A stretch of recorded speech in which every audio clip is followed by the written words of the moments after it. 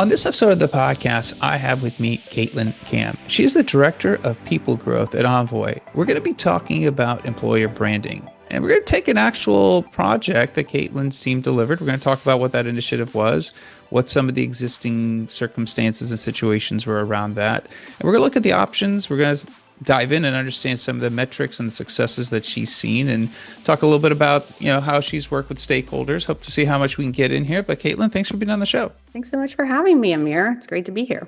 All right, absolutely. I love employer branding, so this is a topic that I was excited to cover with you. And maybe we'll start off at the high level, right? Maybe if you could, I mentioned that you guys, or at least your responsibility in this during this discussion is relating to employer branding, and I guess tell us a little bit about what employer branding actually means at Envoy, because I've discovered that employer branding does mean different things at different places, and that might give us some context for the discussion. Totally. Yeah. So Envoy, to start, is a workplace management software. And we operate in over 100 countries around the world. So, what does employer branding mean to someone or to a company that's actually part of other companies' employer branding, so to speak? It's a little meta in that way. For Envoy, we have had we've had a pretty consistent brand externally. And essentially after the pandemic, we were faced with the issue of how do we attract the right people that want to work on these problems, and how do we get that ideal candidate that is going to sort of make sense with the culture, but be able to thrive in it, right? And add to it. And so the process sort of began with understanding who we are as an employer versus just as a product, and then understanding who our audience is, which is the prospective employee, and kind of just drilling further down into what the ideal candidate profile looks like. I've found that with my efforts in employer branding in particular, it's best to get as specific as possible with what it is that who you're trying to attract, what the differentiator is for your brand, and how much awareness you're ultimately trying to build for your brand as an employer. Fantastic. Yeah, I appreciate the context. I guess you mentioned, as a working example we're going to use for this episode, is that there was a new initiative that you guys were looking to launch, and maybe if you can kind of tell us a little bit about what that project entailed in the scope. Yeah. So it actually started a couple of years ago with our first return to office mandate, and our RTO mandate, which folks understand is core to actually who we are as a company. If folks weren't actually going to work in offices, there may not be as much of a need for the Envoy product, right? And so very core to who we are and how we work is we believe that people should be working together intentionally, in whatever way that makes sense for each company. So in our case, we had an in-office policy of 3 days a week, and we had done that. We were one of the first to do that in 2021. This is pretty core to who we are.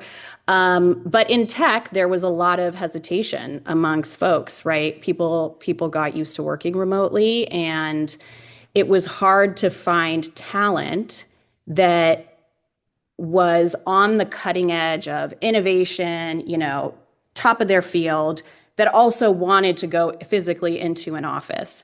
And we also wanted, and the hiring process, to be clear, when we are coming together as a company, we have about 250 people. We are very selective with how we hire. And in fact, we have a lot more brand awareness, and many people think we're like a multinational company, but it's actually, we are very, very thoughtful and intentional about who we bring into the company, because that ultimately, every person you add is going to impact your culture. And so part of the challenge was getting the right tech talent at the right time. And Hmm. so we embarked on this journey for how do we marry our overall brand and culture where we are powering workplaces everywhere with our employer message, which is that we believe people should be working together, creating and innovating, and all those great things. So, to start, we need to answer the question of who are we, right? What's our differentiator? Why do we exist?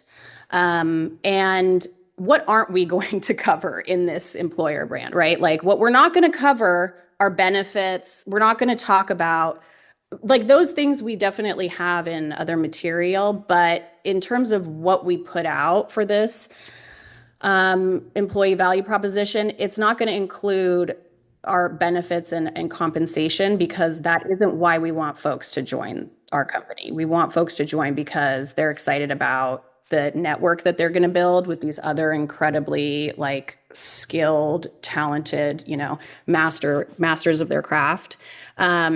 And especially with, AI coming onto the scene, we think that all of the work for innovation is going to ultimately be together in person for that creativity. And so all of that's very important. And that answers the question of like, who are we? We question the status quo. We operate all over the world. How do we get innovators, change makers who want to really come together and solve deep, complex problems that impact like an industry, just the entire world, basically. Everybody works.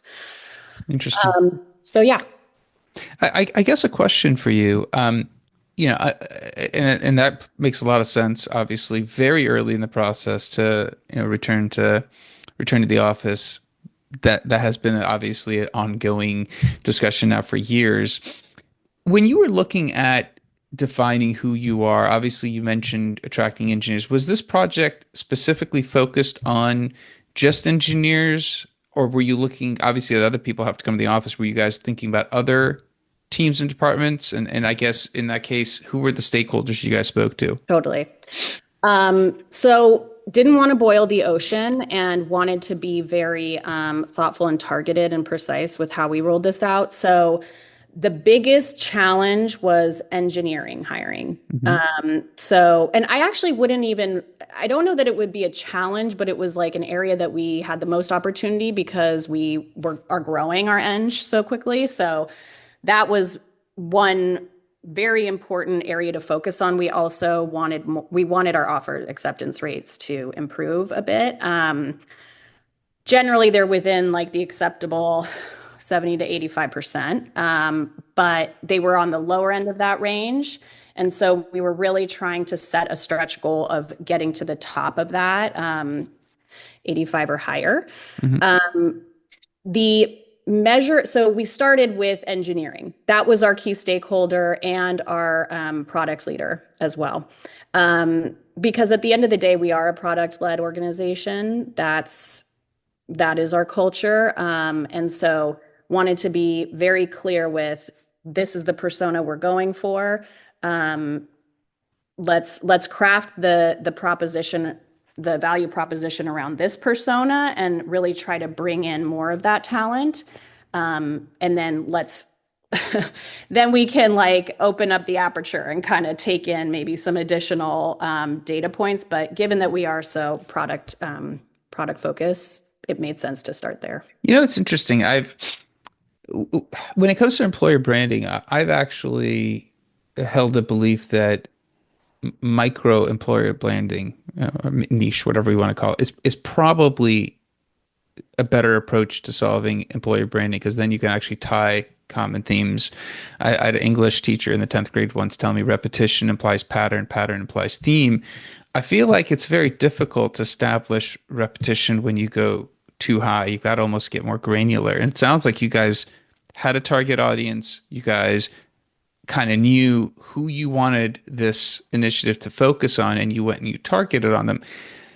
It's a very difficult one. And obviously, I think a lot of people who are listening will probably be like, maybe I can take advantage of this. But trying to solve this problem, what are some of the options that you had on the table to actually help connect with the engineers and convince them coming to the office is going to be beneficial? Because obviously, um, you guys have a great brand. I know of you guys, and I'm kind of curious about that.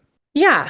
Um, I think the biggest piece in terms of communicating that is really the why and the purpose behind it. No one's going to come to an office just to come to an office.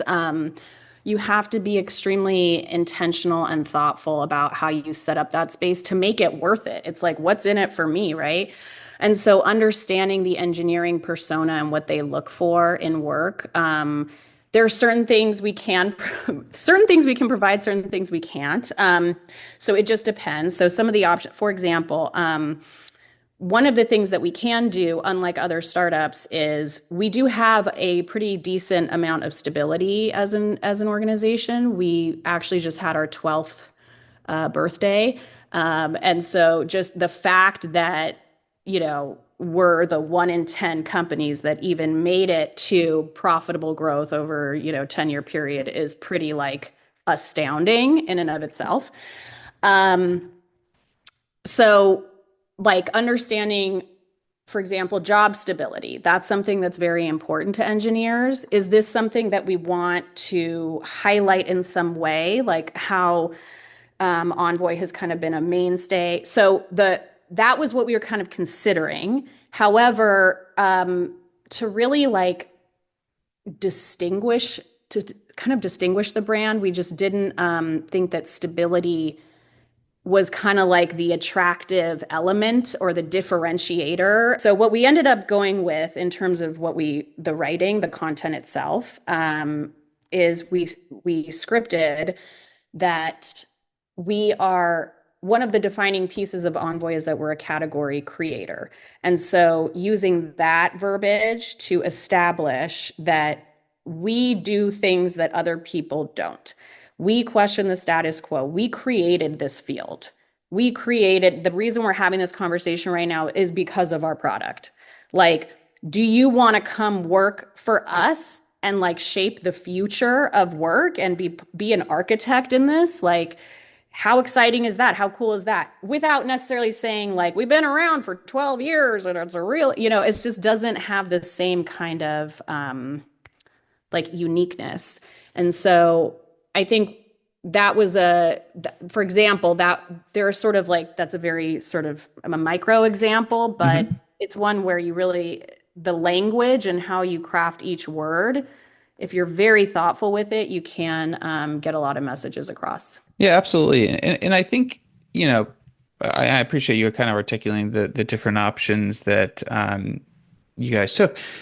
When you were thinking about this and you were thinking about, well, we're going to roll out some new player branding, targeting engineers, we want them to come back into the office. Were there any metrics? Were there any numbers that you were hoping to define to measure success or failure at the project? Yeah. So first we so to kind of backtrack a little bit, when we first did the video, we were actually using real employees. And we decided that after kind of watching the video, it it didn't totally match our brand, which is quite animated Hmm. and clean. And so we then went through another process of reshooting our video, but doing it as an animation, which was more closely tied to our brand. So obviously appreciate you kind of outlining kind of the different approaches that you'd consider and obviously trying to target a specific demographic of engineers, try to get them back to the office. Um, did you guys establish any metrics or any goals to evaluate success or failure as you're kind of going through this process? Yes. So to start, we finalized production of the second iteration of our EVP video in Q3. And so Q4, which is now over for us, but Q4, we were measuring to see if our offer acceptance rates went up.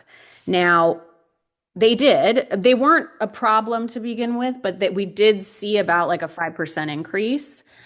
However, when you kind of look at the state of things, offer acceptance rates are generally up a little bit more, especially in the tech sector, tech talent sector. So what the plan is now coming into Q1 is to actually embed the video into our website, get more, that way we'll have all of the like click through and that kind of data where we can hopefully attribute more, measurable impact to the effort itself. But one thing that might be worth kind of spelling out is like we went with an EVP video, right?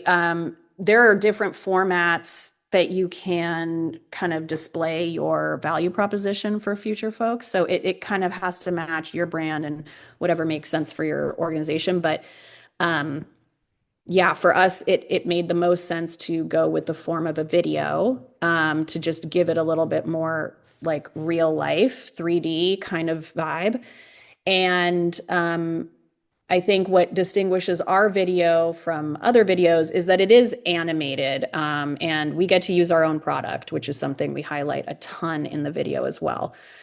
So I think in those ways, while it's not quantitatively, while it's not a quantitative data there, you can kind of qualitatively put those conclusions together, I guess. So we definitely are like distinct in our version. Absolutely. I guess when you kind of thinking, you mentioned taking a different approach, and obviously it sounds like you guys were specifically focused on solving a particular problem.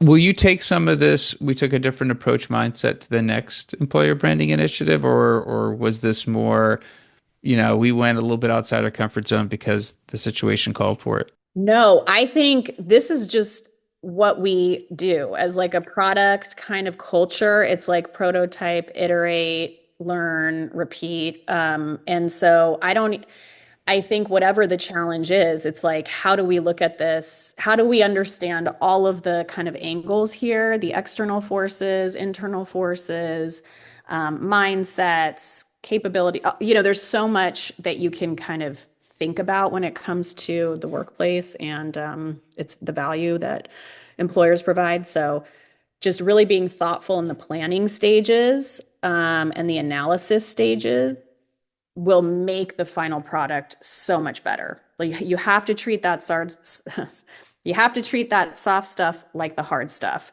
to really make sure that that strategy is going to be successful. So I think as long as there's pretty rigorous analysis in terms of the targets you're trying to meet, the persona you're going after, who you are and what your differentiators are, and that's a clear differentiator, then you should be set up pretty well. I like that.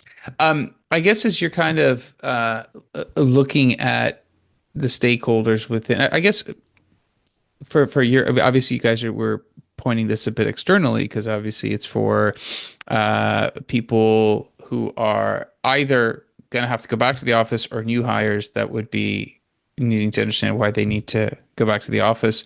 From a stakeholder perspective, I guess were there internal stakeholders that you guys spoke to, or I guess what was that interview process? What did that look like? Yeah, so it's while the return to office policy is somewhat like related, they were two distinctive projects.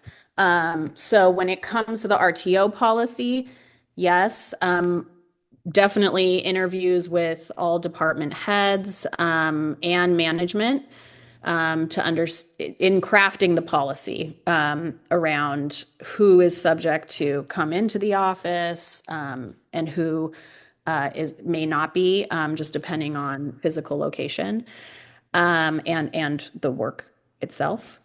I guess when it comes to the looking back on this project, obviously it sounds like, lots of thought went into it, lots of understanding. If you were to look back on what you've learned and maybe things that you could have done better knowing what you know now, are there things that you would advise people to consider or kind of pitfalls that you kind of learned the hard way?